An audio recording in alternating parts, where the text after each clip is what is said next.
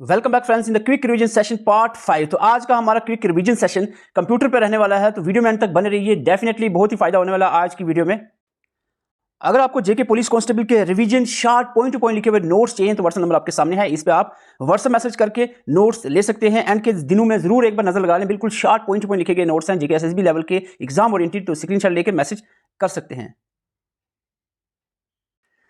Question number 1 आपके सामने है, in order to check spelling of text in MS Word we press. Spell check के लिए कौन सी शॉर्टकट की यूज की जाती है? स्पेल चेक के लिए शॉर्टकट की यूज की जाती है F7। बहुत बार एग्जाम में पूछा गया है स्पेल चेक की शॉर्टकट की। आपको बता रहे हैं हम, जो आपका कीबोर्ड होता है उसमें 12 फंक्शन कीज होती हैं, F1 से लेकर F12 तक। तो आपको पूरी 12 की 12 याद नहीं रखनी है, एटलीस्ट जो मैंने यहाँ पर रेड कलर का दिया है वो जरूर याद रख लें। ये क्वेश्चन पूछे गए हैं। F1 हेल्प के लिए यूज होती है, हेल्प मेनू ओपन हो जाता है जब F1 प्रेस करते हो कीबोर्ड से।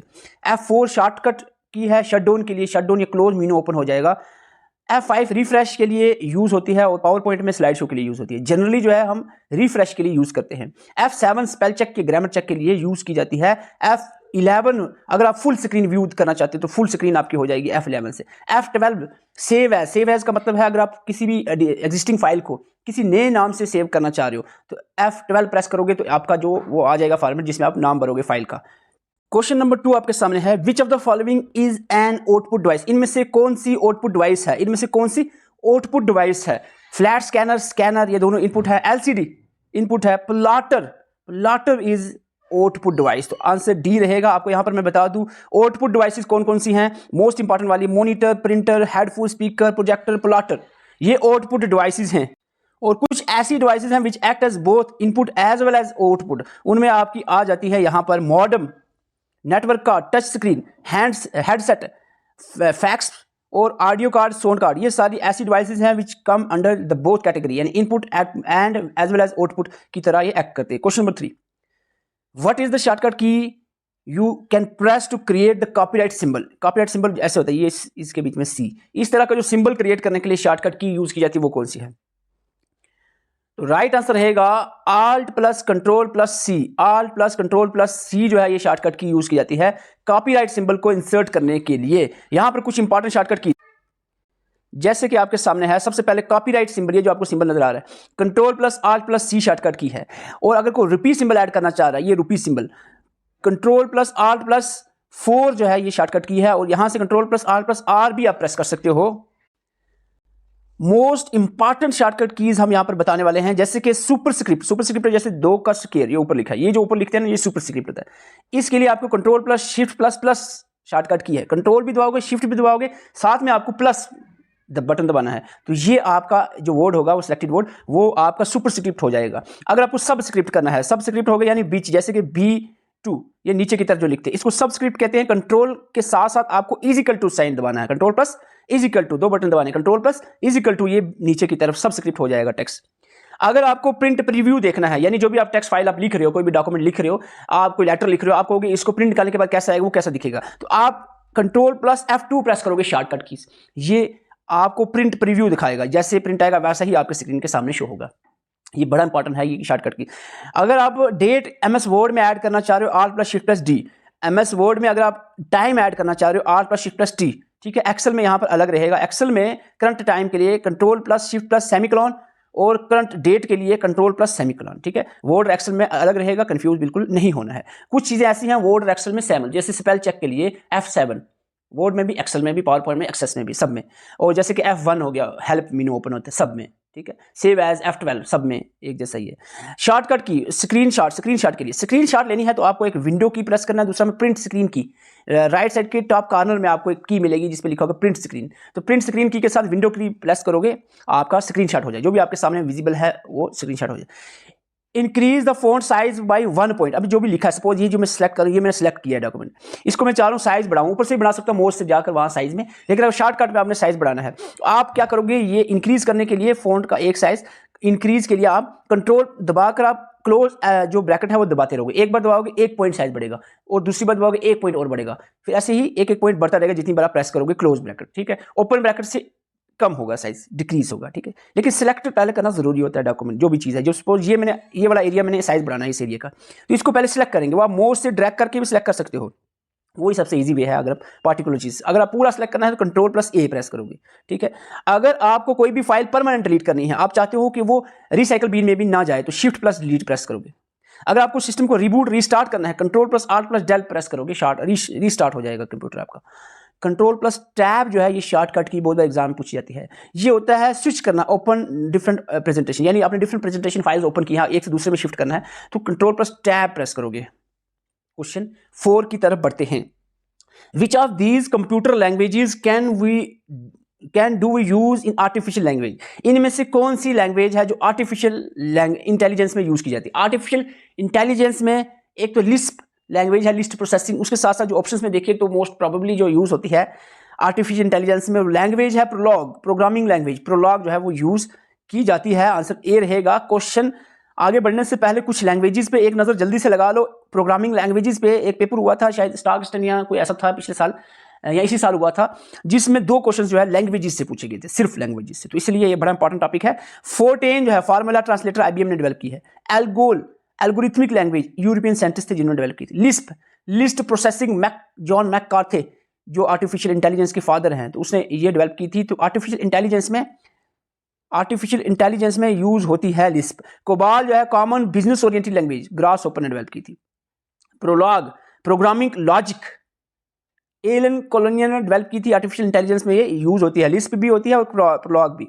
बेसिक जो है beginners all purpose symbolic instruction code Kemeny ने डेवलप की थी। पास्कल की बात करें प्रोग्रामिंग लैंग्वेज कहते हैं इसको, निकोलस विर्थ ने डेवलप की थी। सी लैंग्वेज जो है डैनी रिची और C++ बिजर्ने स्टॉफ ने डेवलप की थी। क्वेश्चन नंबर 5 आपके सामने है।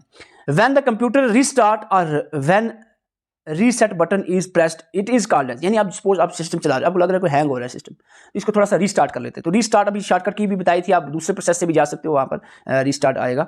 तो जब आप रीस्टार्ट करते हो उसमें प्रोसेस में जो बूटिंग होती है, बूटिंग होता है आपको मैंने बताया था स्टार्टिंग प्रोसेस में जो बूटिंग रीस्टार्ट करना एक होता है जैसे बंद था, आप रात को छुट्टी की आपने, बंद है, कल सुबह ऑफिस में आए फिर स्टार्ट किया सिस्टम, वो अलग होता है।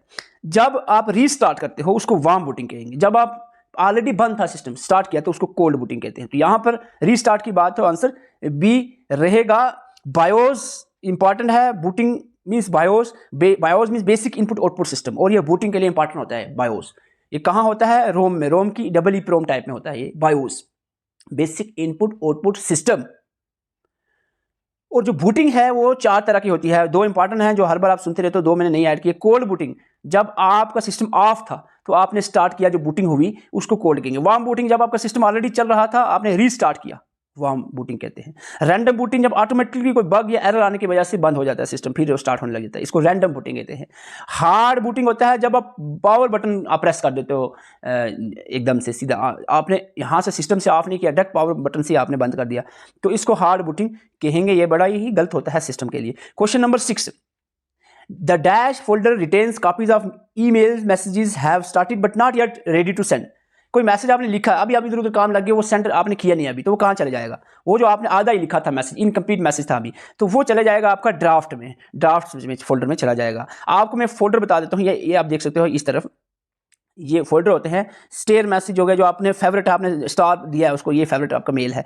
स्नूज हो गया, इतना इंपॉर्टेंट नहीं है, इसमें इंपॉर्टेंट है जो आपने भेज दिया वो आप सेंड में चेक कर सकते हो, ठीक है। आप कुछ आपने शेड्यूल किया कि ये फलानी डेट को सेंड करना है, तो शेड्यूल भी कर सकते हो। ओड बक्स आ गया, इसमें भी आपका सेंड मैसेज ही आएंगे। ड्राफ्ट आपका आ गया, ड्राफ्ट जो इनकम्प्लीट मैसेज है वो इसमें आ जाए, ऑल में सब आ जाएंगे, जो भेजे या जो आए सब इसमें आ जाएंगे। स्पैम, जो भी इररेलेवेंट कोई मैसेज है जो अनसोलिसिटेड यानी जो कि वायरस टाइप का मैसेज लग रहा है, वो स्पैम में चला जाएगा। और बीन में जो आपने डिलीट किया, कोई आपने मेल जो डिलीट कर दी वो बीन में चली जाएगी। तो ये फोल्डर जो है ट्रैश, कभी कभी बीन को ट्रैश भी कहते हैं, ट्रैश, तो ट्रैश और बीन में डिलीटेड चले जाते हैं, ओके। तो यहाँ पर मैं आता हूँ, इसकी थोड़ी सी एक्सप्लेनेशन में आप देख सकते हो। ड्राफ्ट में क्या जाएगा? वो जो मैसेज आपने कंप्लीट नहीं किया है, अभी आप लिख रहे थे सेंड भी नहीं किया है, येट नॉट फिनिश्ड, तो वो ड्राफ्ट में चला जाएगा। स्पैम में sending all your undesirable emails हैं, जो भी आपको जरूरत नहीं है, ऐसा लग रहा है कोई ये जंक मेल्स हैं या अनसोलिसिटेड मेल्स हैं, तो वो स्पैम में चले जाएंगे। ट्रैश होता है डिलीटेड वाला, जिसको बीन भी कहते हैं, ट्रैश या बीन फोल्डर, जिसमें जो डिलीटेड ईमेल्स हैं वो चली जाएंगी। स्टेयर में वो मैसेज या मेल्स जाएंगी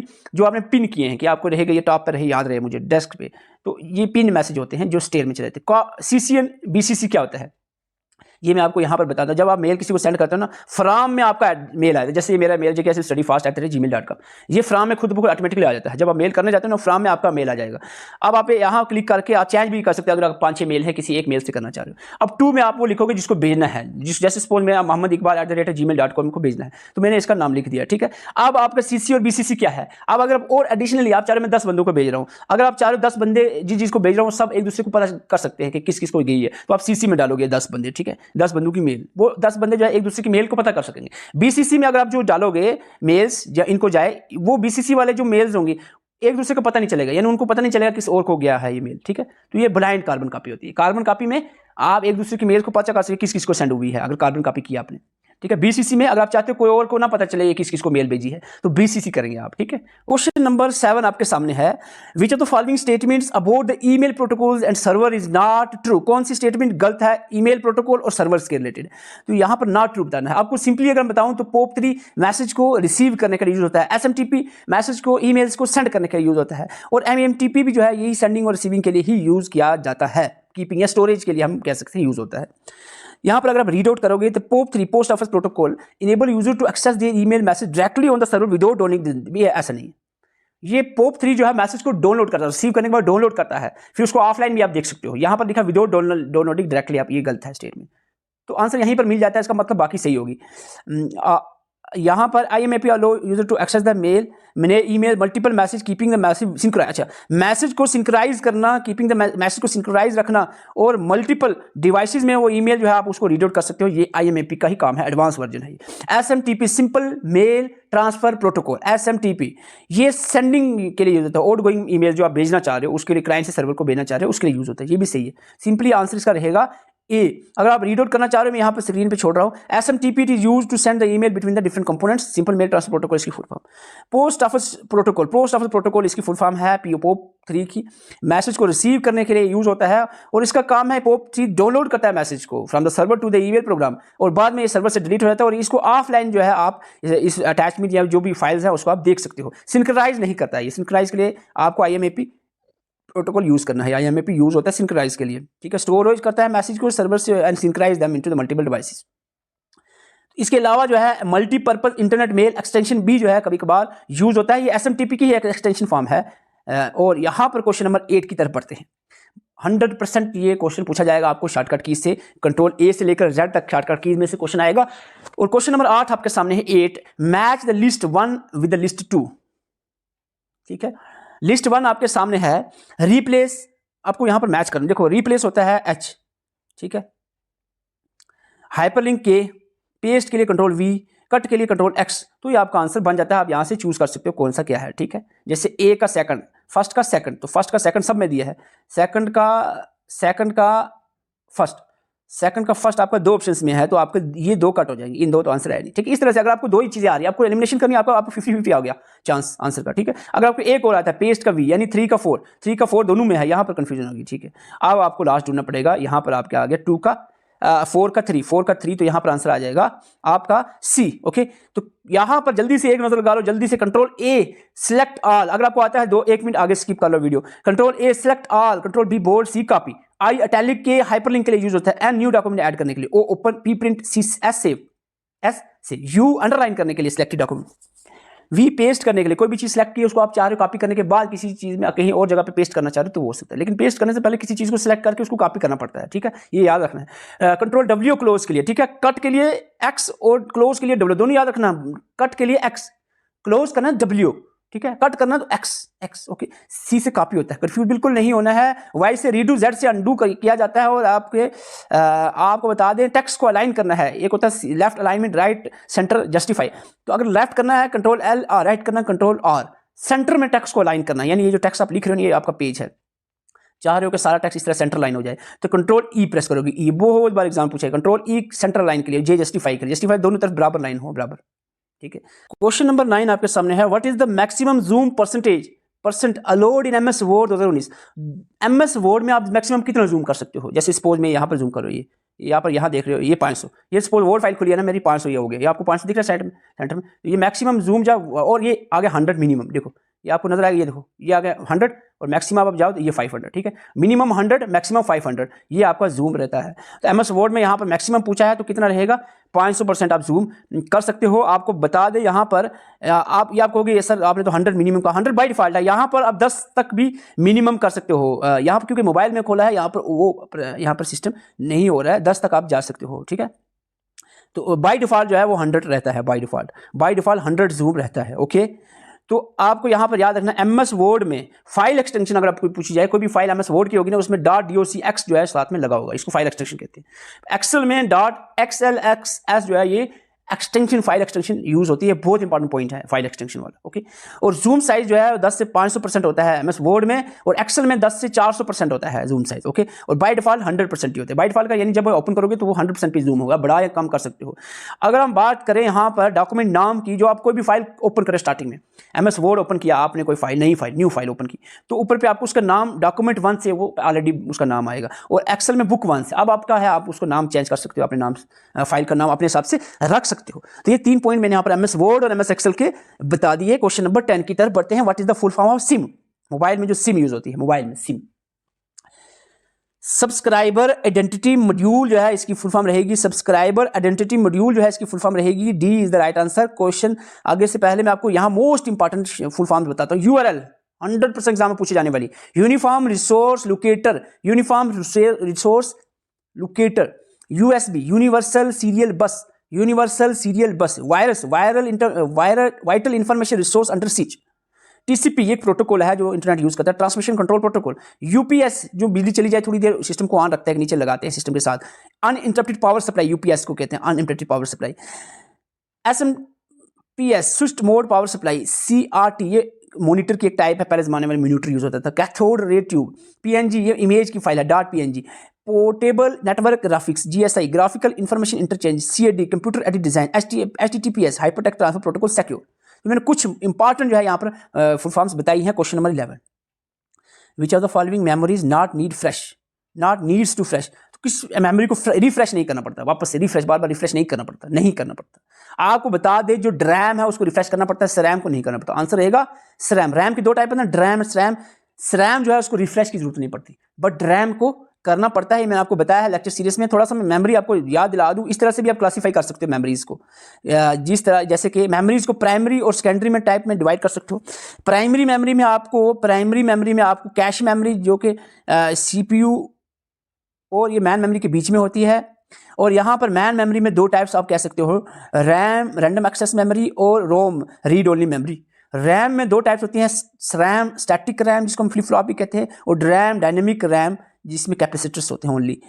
और अगर हम मैन मेमोरी की रोम टाइप की बात करें, रोम में रीड ओनली मेमोरी में 3 टाइप होती है, प्रोम, ई प्रोम, डबल ई प्रोम। ये आपको मैंने सारी चीज़ें बताई हुई हैं। अब हम थोड़ा सेकेंडरी की तरफ बढ़े, इसको बोल जाओ आप, इसको इधर से बोल जाओ, सेकेंडरी की तरफ देखो। इधर सेकेंडरी जो है, सेकेंडरी मेमोरी जो है, इसमें आपको मैग्नेटिक टेप्स आ सकती है जिसमें सिक्वेंशियल एक्सेस होता है, मैग्नेटिक डिस्क आ सकती है जिसमें हार्ड डिस्क ड्राइव आ गया, फ्लॉपी डिस्क ड्राइव आ गया, ऑप्टिकल ड्राइव्स आ सकती हैं जिसमें CD, DVD, BRD, HVD ये आ जाते हैं, जिसमें आपको कैपेसिटी भी आगे बताई है। फ्लैश मेमोरीज में आपके आ जाते हैं, फ्लैश मेमोरी को सॉलिड स्टेज स्टोरेज भी कहते हैं, SSD या सॉलिड स्टेट डिस्क भी कहते हैं, ये सॉलिड स्टेट ड्राइव भी कहते हैं, SSD। तो SSD या SSS कहते हैं, सॉलिड स्टेट स्टोरेज या सॉलिड स्टेट डिवाइसेस। तो यहाँ पर फ्लैश मेमोरी भी कहा जाता है, मेमोरी कार्ड, पेन ड्राइव जिसमें आती है। तो ये आपने याद रखना है। क्वेश्चन नंबर 12, बहुत बार क्वेश्चन पूछा गया है, पोर्ट्रेट और लैंडस्केप। ये क्या है? पेज होता है, जो भी आप पेज ओपन करते हो ना, कभी कभार आपका पेज जो है, जैसे MS पावर पॉइंट में ओपन करते हो तो इस तरह का पेज ओपन होगा, वर्ड में ओपन करते हो तो इस तरह का पेज ओपन होगा। अब इसको चेंज भी कर सकते हो।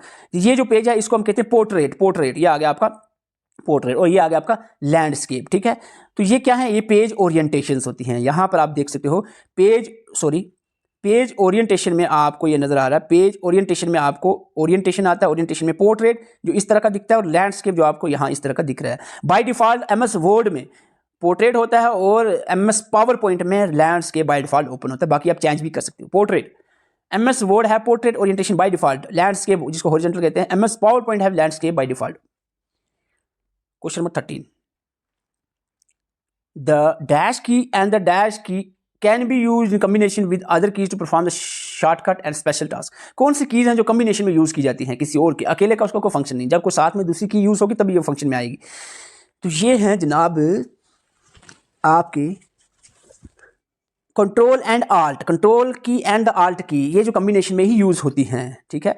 और यहाँ पर आपको बता दें फंक्शन कीज़ होती हैं F1 से लेकर F12 तक, 12 होती है, F1 से F12 तक, सॉरी F12 है यहाँ, F12 तक, okay. Function keys toggle keys होती हैं, जैसे कैप्स लॉक हो गया, नम लॉक हो गया, ये आपकी टगल कीज़ होती हैं। कैप्स लॉक जब प्रेस करोगे सभी जो भी लिखोगे सब कैपिटल लिखा जाएगा, फिर से प्रेस करोगे सब स्मॉल लिखा जाएगा। नम लॉक आप प्रेस करोगे तो जो आपका 1 2 वाला है ना न्यूमेरिक कीबोर्ड, वो आपका बंद हो जाएगा, 1 2 3 4 5 नहीं लिख पाओगे, फिर से प्रेस करोगे तो फिर आप लिख पाओगे। मॉडिफायर कीज़ होते हैं जो आप किसी और अदर कीज़ के साथ यूज़ करते हो, जैसे कि शिफ्ट आल्ट और कंट्रोल जो है यूज़ होती है। शिफ्ट आल्ट और कंट्रोल मॉडिफायर कीज़, अल्फाबेटिक आपकी A से Z और 0 से अल्फा न्यूमेरिक, A से Z 0 से 9, ये आपका अल्फा न्यूमेरिक कीज़ है। Question number 14, instructions rate of a CPU is measured in, CPU का जो इंस्ट्रक्शन रेट है वो मेजर किस में होता है? इंस्ट्रक्शन रेट जो है जो हम सिंपली कहें जो स्पीड है प्रोसेसर की, वो जो है सिंपल इन कंप्यूटर में, माइक्रो कंप्यूटर्स में, लैपटॉप्स में, सब में जिसमें मेजर होती है वो होती है आपके मिप्स या फिर किप्स, किलो इंस्ट्रक्शंस पर सेकंड या फिर मिलियंस ऑफ इंस्ट्रक्शंस पर सेकंड में मेजर्स होती है। लेकिन आपको बता दूं यहां पर अगर सुपर कंप्यूटर की बात चले तो फ्लॉप्स याद रखना है। फ्लॉप जो है फ्लोटिंग पॉइंट ऑपरेशंस पर सेकंड्स, ये यूज होती है सुपर कंप्यूटर में स्पीड को मेजर करने के लिए यूज किया जाता है, फ्लॉप्स यूज होता है। और डीपीआई जो है डॉट्स पर इंच, जो है प्रिंटर की रेजोल्यूशन को अगर आपने मेजर करना है तो वो जो है डॉट्स, डीपीआई डॉट्स पर इंच से मेजर होती है। क्वेश्चन नंबर 15, हाइब्रिड कंप्यूटर, यहां पर एक नया टॉपिक है, मैं शायद नोट्स में मेंशन नहीं किया था, इस बार मैं आपको बता रहा हूं और एडिशनल नोट्स भी आपको प्रोवाइड किए जाएंगे। हाइब्रिड कंप्यूटर जो है, हाइब्रिड कंप्यूटर होता है जो मिक्सचर होता है डिजिटल और एनालॉग का, तो इसका आंसर रहेगा C, resemble both digital and analog computer. आपको दो क्लासिफिकेशन यहां पर मैं बता रहा हूं। Types of computer on the basis of handling capacity, 3 type का होता है, एनालॉग, डिजिटल और हाइब्रिड। एनालॉग आपका आ गया, जैसे analog computer these involve the data continuously changing and does not have discrete, जैसे मर्करी थर्मामीटर, स्पीडोमीटर, ये आपका स्पीडोमीटर होता है, जैसे ये आपकी नीडल्स है, ये आगे जा रही है। आपको बाइक में जो होता है, बाइक में देखते हो गाड़ी में, वो जो आपका पहले आजकल डिजिटल आ रहा है, लेकिन कभी कभार आप डिजिटल, पहले वो भी था, अब वो भी चलता है साथ में, जिसकी सुई होती है, सुई घड़ी, जैसे वो घड़ी है आपकी सुई वाली, तो ये क्या है, ये होता है सपोज आपका, ये होता है कौन से तरह का कंप्यूटर आप समझ लो, स्पीडोमीटर जैसा होता है, ये होता है आपका एनालॉग कंप्यूटर। डिजिटल कंप्यूटर आपका, जैसे आप डिजिटल वॉच आ रही है, आपका जो डिजिटल स्मार्ट फोन्स आ गए, डेस्कटॉप आ गए, लैपटॉप्स आ गए, डिजिटल कंप्यूटर्स होते हैं। हाइब्रिड होगा जिसमें मिक्सचर होता है दोनों, उसमें निडल्स भी आती हैं, ऐसे सिग्नल भी आते हैं और डिजिटली भी लिखा भी आता है। वो आपका देखने को मिलता है कहां पर, आपको हॉस्पिटल वगैरह में देखने को मिलता है हाइब्रिड कंप्यूटर, ओके। डिजिटल और एनालॉग दोनों तरह के इसमें फीचर्स पाए जाते हैं, okay. On the basis of computing power की बात करें, कंप्यूटिंग पावर की बात करें, इसके साइज की बात करें, उस बेस पे इसको 5 तरह से भी क्लासिफाई किया जाता है कंप्यूटर को। पीसी आ गया, PC personal computer, micro computer भी इसको कहते हैं, पर्सनल कंप्यूटर को माइक्रो कंप्यूटर भी कहते हैं। वर्क स्टेशन आ गया, मिनी फ्रेम आ गया, मिनी कंप्यूटर आ गया, मैन फ्रेम आ गया, सुपर कंप्यूटर आ गया, ये सारे यहाँ पर टाइप्स ऑफ कंप्यूटर हैं। पर्सनल माइक्रो कंप्यूटर होते हैं, छोटे कंप्यूटर जो आप पीसी जिसको हम कहते हैं, जो मोस्टली आप यूज़ करते हैं, जैसे लैपटॉप हो गया, नोट पैड हो गए, जो अदर आपके डेस्कटॉप हो गए, जो आप यूज़ करते हो मोस्टली, ओके। और वर्क स्टेशन आ गया, वर्क स्टेशन जिसमें कैड या कैम का यूज़ किया जाता है। इंजीनियरिंग एप्लीकेशन जो है use for explicitly to for engineering application, software development, desktop publishing के लिए यूज़ होता है वर्क स्टेशन। मिनी कंप्यूटर जो है कंपैरेटिवली लार्जर होते हैं माइक्रो कंप्यूटर से, 5 से 50 टाइम जो है मोर पावर होती है इसमें माइक्रो कंप्यूटर के मुकाबले में, मिनी में, ठीक है, मिनी में। मैन फ्रेम की बात करें या 100 पीपल, ऐसे बड़ा सिस्टम, मैन फ्रेम होता है एक बड़ा सिस्टम, जैसे पूरा एक ऑर्गेनाइजेशन के अंदर एक सिस्टम अरेंजमेंट है जिसमें 100 people can work at time, different terminals इसमें होते हैं, बाय टाइम शेयरिंग इसमें मल्टीटास्किंग टेक्निक यूज होती है मैन फ्रेम में। एक डिफरेंट ऑर्गेनाइजेशन में जैसे बड़े बड़े सिस्टम्स लगे होते हैं जिसमें सारे जो है इस पर काम कर रहे होते हैं। सुपर कंप्यूटर आगे, most very powerful, most expensive and the fastest computer अगर आपको पूछा जाए इन सब में, वो है आपका सुपर कंप्यूटर। सुपर कंप्यूटर बड़े जो डिफरेंट जो कम्प्लेक्स जॉब्स हैं उसको हाई स्पीड में करने के लिए सुपर कंप्यूटर को यूज़ होता है। और फर्स्ट सुपर कंप्यूटर दुनिया में, वर्ल्ड में सबसे पहला कंप्यूटर जो है सुपर कंप्यूटर क्रे फर्स्ट जो डेवलप किया गया था 1976 में, रोगर क्रे ने डेवलप किया था। और इसकी स्पीड जो है फ्लॉप्स में मेजर की जाती है। और परम 8000 या सिंपली परम भी लिखा आ सकता है आपको क्वेश्चन में, ये जो है परम, ये इंडिया का सबसे पहला सुपर कंप्यूटर है। आज के लिए इतना ही था। अगर आपको quick revision, short point two point लिखे गए complete notes, GK of India, GK of Jammu Kashmir, English, computer reasoning, math, सभी के नोट्स, मैथ्स के नहीं है, सॉरी मैथ्स के नोट्स अवेलेबल नहीं है, बाकी सभी सब्जेक्ट के नोट्स आपको बिल्कुल पॉइंट टू पॉइंट लिखे गए आपको इस व्हाट्सएप नंबर पे मिल जाएंगे। आपको सिंपली व्हाट्सएप मैसेज करके जेके पी रिवीजन नोट्स लिखना है, आपको प्रोवाइड किए जाएंगे। जिन स्टूडेंट ऑलरेडी लिए हैं तो उनको डबल बार मैसेज करने की जरूरत नहीं है, वही जो आपने लिए हैं point two point comprehensive short note, जैसे कि कंप्यूटर के वो 24 पेज वाले, जीके के वो 54 पेजेस वाले, वही नोट्स हैं। उसके बाद अभी रिसेंटली जो आपने 10-20 दिन में लिए हैं वही है, उससे पहले अगर आपने लिए हैं तो वो आपको शायद चेंज हो गए। तो जो आप बार बार वो रिपीटेड मैसेज ना करें। जो भी नए एस्पिरेंट हैं उनके लिए आपको बता दें, व्हाट्सएप नंबर दिया, इस पर आप मैसेज कर सकते हैं, स्क्रीनशॉट ले लें। Thank you for watching. और वीडियो अच्छी लगी वीडियो को लाइक जरूर करके जाए। अगर चैनल पे नए हैं तो ये जो ब्लैक व्हाइट कलर का आपको सब्सक्रिप्शन वाला सब्सक्राइब वाला बटन नजर आ रहा है, इसको प्रेस करके जरूर जाए। Thank you.